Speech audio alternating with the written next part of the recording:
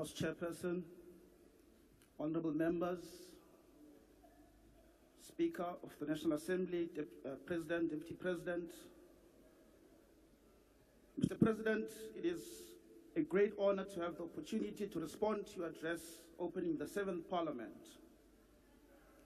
While voters did not give any party an outright majority, South Africans from all walks of life are represented and their vote matters, as political parties across the political spectrum form part of the 7th administration's cabinet. And with no doubt, Mr. President, this brings hope to South Africans as it does to many of us here. Mr. President, you can be rest assured that as the Democratic Alliance in both the Houses of Parliament, in the NCOP, in the National Assembly, along with the ministers from the DA you have appointed in your cabinet, we will be active participants in the government and provide our input as well as support, provided that, Mr. President, all participants respect and uphold the Constitution of our beloved country and the rule of law.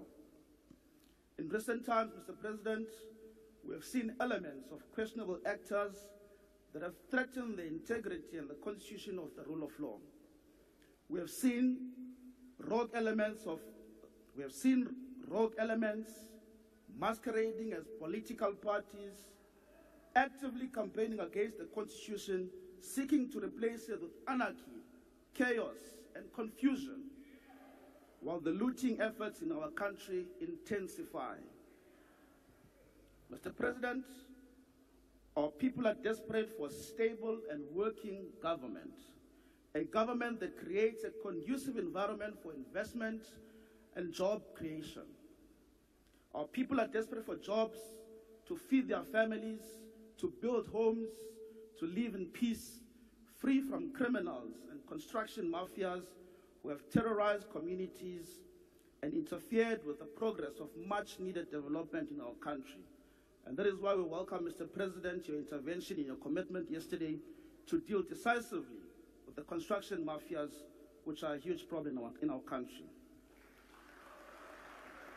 Mr. President, our people are desperate for a reliable public transport system that doesn't force our people to wake up at the crack of dawn to travel for hours and then do it all over again at night, costing them a large portion of their salaries. This cannot be, Mr. President. Like many South Africans, I was born in extreme poverty and experienced the hardships of growing up living in informal settlement in Reservoir Hills in eThekwini. I lived in the village of Flagstaff in the Eastern Cape, KwaBhala. I live in the hardest townships in eThekwini, Umlazi, and Claremont. Mr. President, in 1994, when our country's first democratic elections took place, as young as I was, I do recall my late mother, who was a domestic worker, with her siblings and friends, excited to cast their votes. To them, it was a momentous occasion and the beginning of a new era, an era of jobs, of houses, of the introduction of electricity and running water, the building of schools and hospitals, providing free quality education for many of them. Mr. President, to date, those communities remain in informal settlements in Reservoir Hills. My village in the Eastern Cape, KwaBhala, they still don't have running water. Crime is at its worst in Claremont and in Umlazi, eThekwini.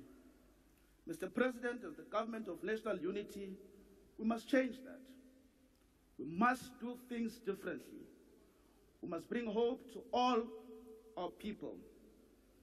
It is true that progress has been made, Mr. President, in our democracy, but many continue to live without quality access to water, sanitation, and electricity. So, Mr. President, more must be done, and more will be done under the National Government of Unity. In conclusion, Mr. President, the Democratic Alliance is committed to the National Government of Unity.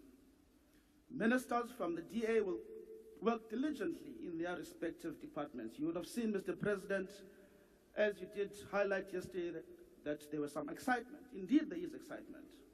Our ministers have started working quite hard. You would have seen that. And that is why we continue to commit to what you have initiated and what we are part of. And that is why we'll never be part of Honourable making the Member, breakaway. your time has expired. President, let us stand for South Africans. And the strength of our nation lies in our collective commitment to Member, justice, your time has expired. equality, and the rule of law.